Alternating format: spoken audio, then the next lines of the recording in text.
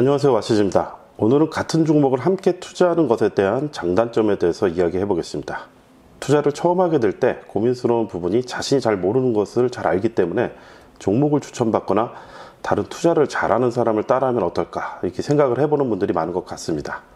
충분히 한 번쯤 고려해 볼 만한 부분인데, 이 중에서 주변 친구나 회사 직장 동료들, 그 외 투자 스터디 등 다른 투자자들과 함께 투자하는 것에 대한 장단점을 이야기해 보겠습니다.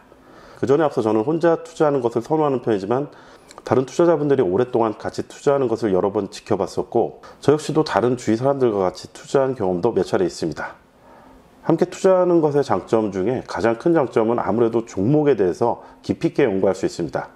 여러 사람이 함께 연구하다 보니 좀 더 회사에 대해서 연구할 수 있는데, 처음 투자를 할 때는 괜찮은 방법일 수도 있는 부분입니다. 혼자서 생각지 못한 부분이나 놓칠 수 있는 부분을 체크할 수도 있고, 연구 시간을 단축할 수도 있습니다. 연구만 같이 하고 투자는 각자 따로 하는 것도 괜찮은 방법이라고 개인적으로는 생각을 하고 있습니다. 그리고 장기 투자에 도움이 되는데, 특히 회사가 장기적으로 성장할 때 긍정적 효과를 가져오는데, 이 경우가 아닐 경우에는 반대로 부정적일 수도 있습니다. 주가가 몇 년간 적게는 3배에서 10배 이상 오를 때 장기로 들고 가는데 큰 힘이 됩니다. 특히 투자 경험이 적을수록 주가가 한 30%나 50% 이상만 넘어가게 돼도 주가 오르는 것 자체가 매도 압력으로 다가올 수 있는데, 보통 일반적인 시각에서는 은행금리 한 3에서 5%, 그리고 펀드나 기타 금융상품에 대해서는 5에서 10% 정도 내외의 기대 수익을 가지고 있는 경우가 많기 때문에 높은 수익률 자체가 익숙하지 않아서 그럴 수가 있습니다. 함께 투자하고 있는 사람 중에 경험이 풍부해서 추세 상승이 길게 갈 수 있는 것을 알고 있는 사람이 있다거나, 종목의 목표값을 높게 보고 있는 사람이 있거나, 아니면 과거에 한 종목으로 수백 프로 이상 수익을 낸 사람이 있으면, 이런 분들의 영향으로 함께 투자에 유리한 결과로 작용할 수가 있습니다. 단기적인 악재가 발생할 때도 도움이 되는데, 중대한 문제가 아닌 단기적인 문제로 전체적인 흐름에 큰 영향을 줄 만한 악재가 아닌 경우에는 무시하고 홀딩하는 데 도움이 됩니다. 좋은 점만 있는 게 아니라 물론 이제 단점도 있는데, 단점 중에서 제가 생각할 때 가장 큰 단점은 매도 시기를 잡기가 좀 어렵지 않나 이런 부분인데, 크게 오를 때까지 함께 힘이 되었던 게 단점으로 작용할 수가 있습니다. 주위에 함께 투자했던 사람들과의 분위기가 있기 때문에 쉽게 매도 의견을 말하기도 그렇고, 나만 먼저 파는 것에 대한 부담을 느끼게 될 수도 있습니다. 투자는 뭐 혼자 하고 자기 판단이라고는 하지만, 이렇게 또 한 3년, 5년 이렇게 또 길게 오랫동안 같이 보유를 하게 되면은 그런 의견을 내기가 좀 쉽지 않아지는 이제 이런 부분이 좀 있는 것 같습니다. 그리고 의견들이 좀 다 틀려지죠. 어느 시점이 되면. 어떤 사람은 좀 더 갈 수 있다, 어떤 사람은 지금이 좀 고점이다.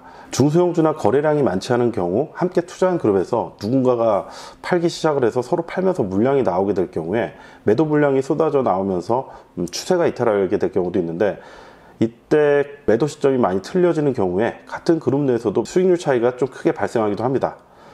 특히 같이 투자했음에도 대부분의 멤버들은 매도를 했는데 못 판 경우라면 상당 기간 조정을 감안해야 할 수도 있습니다.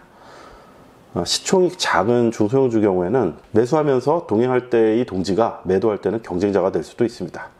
만약 오랫동안 투자해왔던 그룹 사람들이 주변 사람에게 적극적으로 홍보를 해서 물려있는 사람이 많은 경우에는 이후 실적이 잘 나옴에도 일정 기간 주가가 박스권에서 맴도는 경우도 종종 볼 수가 있었습니다.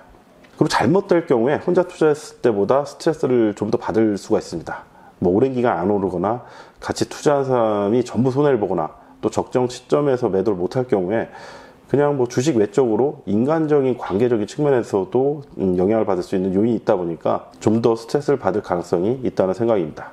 뼈아대라는 유튜브 채널을 보다가 느낀 건데, 빨리 가려면 혼자 가라, 멀리 가려면 함께 가라, 이런 이야기가 나왔는데, 이 말이 주식시장에 또 어느 정도 연관이 있나 하는 생각이 들어서 이번 영상을 만들어 보았습니다. 그러고 보니 함께 가는 건 저처럼 애매하게 걸쳐있는 중장기 투자자가 아니라 더 오래 보유하는 장기 투자자들에게 도움이 되는 방법일 것 같다는 생각이 들었고, 실제 그러한 경우들도 몇 번 보았습니다. 어떠한 방법도 장단점이 있고 나에게 맞을 수도 있고 그렇지 않을 수도 있는데, 저희 경우는 함께 투자하는 게 좀 힘들었던 경험이 많았습니다. 그래서 예전에 함께 투자하는 분들을 따로 찾아가서 얘기도 들어보고 했던 기억을 토대로 정리해 봤습니다. 특정 상황에서 함께 투자하는 게 큰 장점을 발휘하기도 하는데, 다만 이 방법의 문제점에 대한 부분도 생각을 해보고 방향대로 가지 않았을 경우에 대처 방법도 생각해보면 좀 더 좋지 않을까 생각이 듭니다.